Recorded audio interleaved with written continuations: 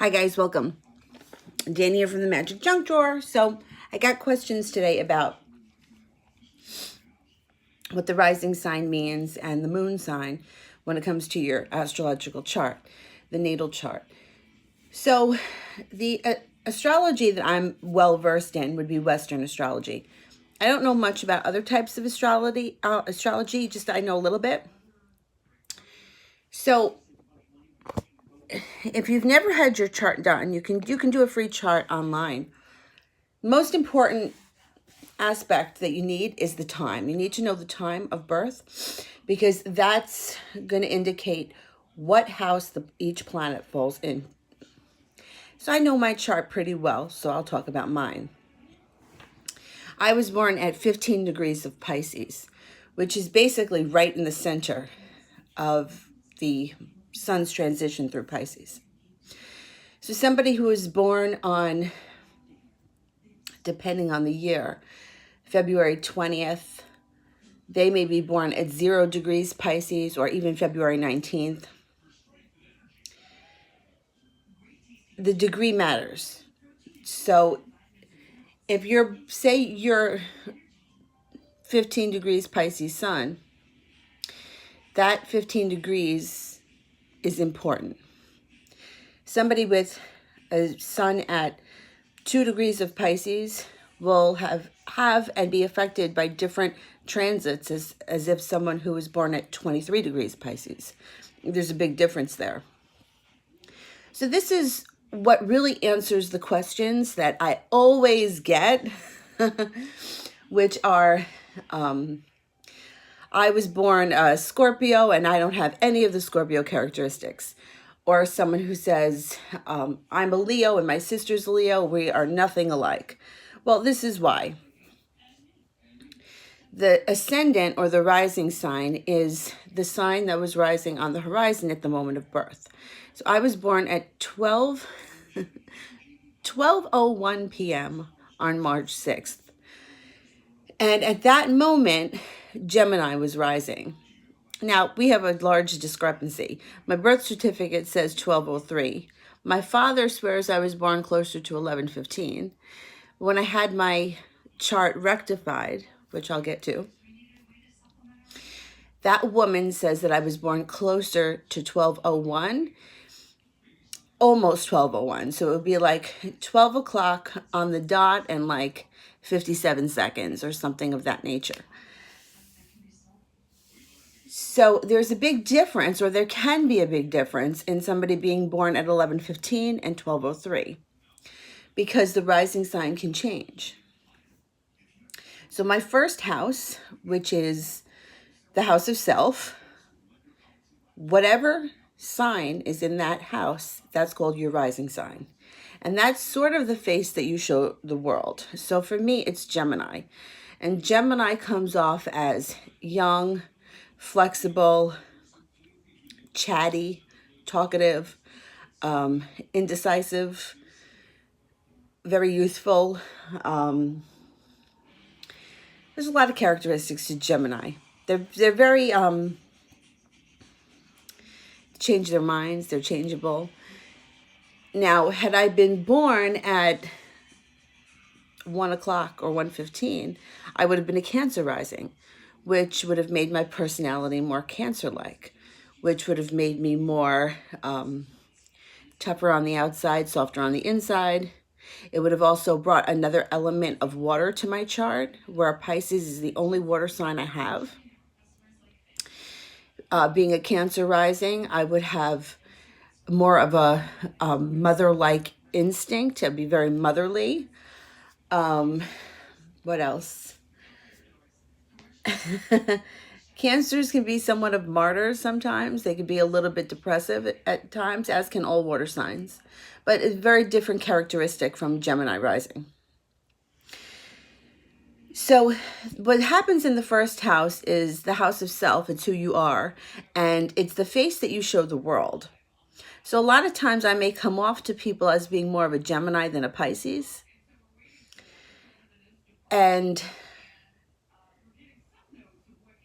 it's an aspect of your personality. So a Pisces that's born as a Gemini rising would be very different than, say, a Pisces born Virgo rising. So this is why it's important to know your chart and what's happening in it. Now, your moon sign are your emotions. It's how you feel or how you express your emotions. So the moon travels, it takes about 2.5 to 3 days to go through each sign. When I was born, the moon was in Leo. So Leo moon makes me sometimes like to be center stage, probably where I got my love of the arts and performing. It's also made me a little over the top when expressing my emotions. I tend to love to the fullest. I tend to be a little over the top. Like when I love somebody, I really love them. And if I'm over it, I'm over it. And that's it. There's not usually much in between for me. So if you were looking at my chart versus another Pisces that was maybe born at 2 degrees of Pisces, and they were a Virgo rising and their moon was in Aquarius, they would be a very different person than me. Much different.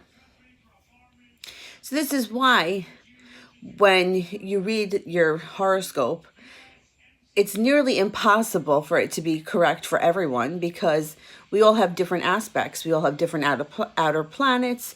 We all have different Venus signs. Like, we're just different. Our planets fall in different houses. So moving forward, the second house is the house of earned income. And that's how you make your money. And for me, I have Cancer there. And I don't have any planets in the second house. The only planet I have in the first house is Saturn, which grounds me. And it's a good thing that Saturn is there, even though it's somewhat of a wet blanket. It makes me very responsible. It's the only thing I have in my chart that grounds me. I don't have anything in earth signs. No Capricorn, no Taurus, and no Virgo in my chart.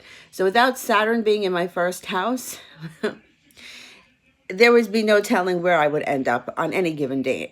I would just kind of blow around like a leaf in the wind. So the second house you want to look at it can tell you how you make your money or what you're good at or how successful you're going to be earned income.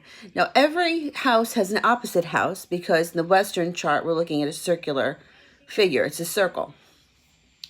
So opposite your first house, which is the house of self, is the seventh house, which is your house of partners. So you want to look to the seventh house to see what kind of marriages and partnerships you would have. You have to be very open-minded when you talk about partnerships because they could be business partners as well. Sometimes an aspect will come in and it looks like somebody is going to get married, but they don't end up getting married. They actually wind up opening up a business or something of that nature, or hooking up with someone who they're going to make money with. And sometimes they end up marrying somebody and it's more of a business than it is a marriage. So you look to the seventh house to tell you something about your future partners. So opposite Gemini is Sagittarius. I have Sagittarius in my seventh house, which could bring a number of different things. Now, it could bring a foreign-born husband, because Sagittarius usually deals with far-off places. It could also make me marry somebody who was born on foreign soil, or I could be the foreign one for them. Like, there would be a foreign thing. It also could be a little bit simpler. Somebody of a different background than you. So I'm Italian. I may not, chances are I wouldn't marry an Italian with Sagittarius in the seventh house. It probably would be somebody different. And then you look to the planets in the seventh house to tell you something about what's going on in your marriage. I have no planets in my seventh house. Neither is good nor bad. So I don't have any gifts in the seventh house, but I also don't have any obstacles. Sometimes planets can be obstacles. There's good and bad. Saturn in the seventh house could tie me down if I had it there. It could make my marriage very stable, but it also could make it nearly impossible to leave if I were unhappy. So you always look to the houses, what's in them, the planets that are in them, and the sign. So moving on to the third house, which would be in childhood, it's more siblings. As you get older, it's more of your neighbors. So you look to the third house to see what planets and what signs are in there. It can tell you a lot about what's going on with your neighbors, or if you're young, your siblings. The fourth house is the house of home. And you would look to that house to see what kind of home life you have. Somebody that has Uranus there may have a very disruptive home life, or a lot of ups and downs. They could have a lot of moves, a lot of turmoil, a lot of surprises, unexpected people moving in or people moving out. Somebody with Saturn there may have a very stable home life growing up. And also in life, your natal chart is your whole life. It's not just 1 year. Your solar return is 1 year. And when it comes to your solar return, it changes every year. So that's why every year is not the same for us. The fifth house would be the house of true love, creativity, and children. So when you have an aspect in the fifth house happening, that's when you fall in love. You don't get married until it hits the seventh house. So true love, creativity, children, that kind of stuff, all happening in the fifth house. So my fifth house, I have Libra, which would make it very balanced. But I also have Uranus there and Pluto. Pluto would make love and children transforming to my life. But Uranus can make it unpredictable. And I've had a number of unpredictable relationships. But that's just what it is, which is funny because the sign that's there is Libra, which is pleasant, compassionate, just. And Uranus kind of doesn't really get along that great there. It's not the best aspect. It's not the best placement, in my opinion. On the sixth house, I have Scorpio, which is the house of career and health. So your career and health, it's different from earned income. They're two different things. The second house is earned income. And then the seventh house would be marriage and partnerships. The eighth house is birth, death, inheritance, other people's money. So 8 is opposite 2. In the second house, you earn money. In the eighth house, you can inherit money, or you can borrow money. It could be where mortgages take place. It could be loans, that kind of stuff in the eighth house. The ninth house would be higher education and learning. It also could be the house of foreign travel. So, and you have to look to see the sign and the planets that are there, how it's going to affect you. The 10th house is social status, which would be your place in society. So somebody who's very prominent in society would have a lot going on that's very positive in their 7th house, in their 10th house, if we were to look at their natal chart. The 11th house is the house of friends. And this 12th house is the house of secrets. So if you have secrets, secret affairs, things that you want to keep hidden, those are all found in the 12th house. So this is why every Pisces is not the same, and why general horoscopes are very hard to identify with, because we don't all have the same chart. Now, one aspect that comes in, like for myself, Jupiter has been in Sagittarius this year, and which means that it's transiting my 7th house. So I thought when I saw this, when I did my solar return, I'm like, there's a chance for me to get married or a marriage-like relationship. And I thought, okay, let's see what happens. So my descendant is 22 degrees of Sagittarius. So I'm ascending 22 degrees Gemini. Opposite that is descending on the horizon, Sagittarius. So for example, if we were standing outside and we could see everything, the moment I was born, in the east, Gemini would have been rising at 22 degrees. And if we look to the west, right, on the descendant, descending would have been Sagittarius, would have been descending, opposite. So this year, in April, at the end of April, I was like, Jupiter's going to hit my 7th house. Something's going to happen. Bam, 22 degrees Sagittarius. And what happened? I wound up getting pregnant. So sometimes things don't happen the way you see them. Like, right? So like, I was like, oh, this could be a marriage aspect. But being I have 3 planets in Aquarius and I'm sort of a little bit unique and I kind of do things my own way, I'm not surprised that, baby would come first. Like, that's just, that's me. I was thinking more along the lines of marriage or some type of taking my relationships to the next level. That's what I would think by that aspect. But sometimes it doesn't work the way you think it's going to work. That's why I say you have to have a very broad mind and be very open-minded about it. It's the same thing when people say to me, am I going to get married? Well, being legally married in the eyes of the state or being legally married in the eyes of your church or your religion is one thing. But if you open up the idea of what marriage is to a lot of people, we can kind of fit a lot of relationships into this box. And we can kind of take out some of those relationships that may fall into legal marriage. For example, I had a very good friend of mine who for many years was married to somebody and they paid bills together and they lived under the same roof, but she was in love with somebody else and having an affair for a long time. So the relationship she had with her boyfriend was much more of the love 5th house relationship. Whereas the marriage that she had that was 7th house was more of like a business partnership. So this is where you kind of have to really be open-minded about how things can work.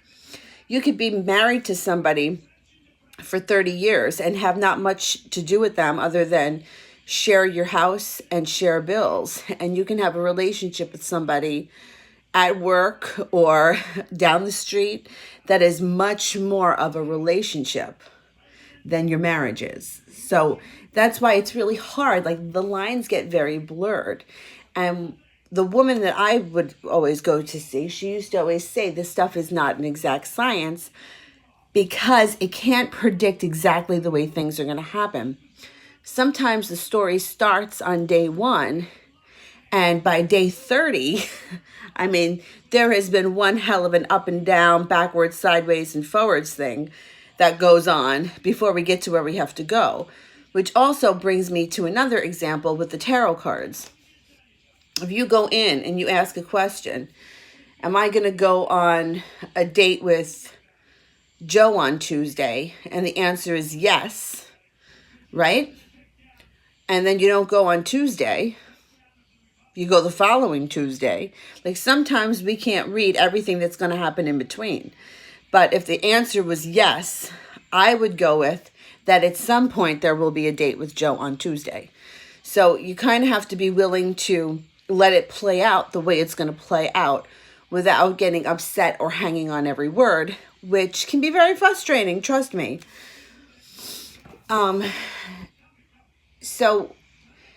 And I've said this a million times, if you're interested in learning more about astrology, you can just Google free astrological chart, make your chart, and we can put together a small group of people if you're interested, and I can give lessons. I can put together some kind of a course, and it would be cheap. I would make it cheap so that you guys can learn. Because there's so much that goes into it and that's why people don't believe in it. Because people will be like, well, I'm an Aries, my sister's an Aries, we're nothing alike. She's unstable, I'm super responsible. How could there be any truth to this? And there's a lot more that goes into it than just what your sun sign is. And people don't know that. So they don't always believe in it. And then it goes back to how I mentioned earlier in the video about rectifying your chart. So the moment of birth is so important because that's the snapshot of what was going on in the sky, which can be very different from a half hour later. Like, even twins. You can have twins that are born 2 minutes apart and they could have the same aspects, but different things happen to them in their lives. For example, they could have a very strong legal thing, right? Like maybe they're born Capricorn rising and they've got Saturn in the first house or something that has to do with a lot of legal stuff. One twin can become law enforcement, the other twin can become a criminal. Like the same aspect can produce sometimes opposite things. You have to look at what else is going on in the chart. So rectifying the chart, I had this done years ago. Now you also have to go by how good is the person that's rectifying it. You have to know that the person you're with is reputable. I myself am not qualified to do that. I don't know how to do it. I wouldn't offer it because I don't think I can do it. That's why I had mine done. And what they do is they ask you such specific questions that you need to remember dates of, like, were you ever in the hospital? Like, I was in the hospital when I think I was 7. Maybe I was 8. I think I was 8. And they want to know the dates. They want to know, like, the dates that your parents were married, the dates that your parents met. It goes way back. The date you graduated high school, like it's very specific so they can rectify to get the exact time of birth. The problem is that way back when, not everybody had a watch on or a cell phone in their hands when the kid was born. Nowadays, it's a little bit different because we have a cell phone and the time is relatively current. But, somebody could have been born at 2:15 a.m., and nobody wrote down the time until it was 2:40 a.m. Well, there's a big difference between being born at 2:15 and being born at 2:40. So if things are not working in your chart, it might be looking into having it rectified.